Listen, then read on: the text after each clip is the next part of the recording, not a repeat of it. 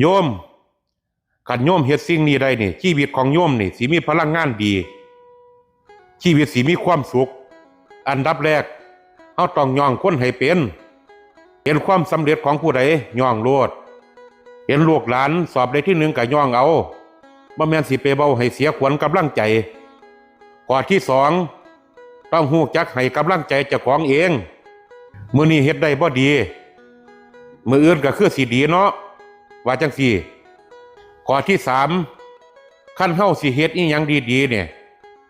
ให้เฮาเฮ็ดเลยอย่าไปว่าจังน้อยจังเฮ็ดมื้ออื่นจังเฮ็ดอย่าผัดวันประกันพรุ่งข้อที่สี่ฮู้จักขอบคุณสิ่งที่อยู่รอบตัวเฮาเฒ่าเอ้ยข่อยขอบคุณหลายๆที่เจ้ามาเป็นภรรยาข่อยลูกหลาเอ้ยพ่อขอบคุณหลายๆที่เกิดมาเป็นลูกของพ่อบักดังเอ้ยกูขอบคุณมึง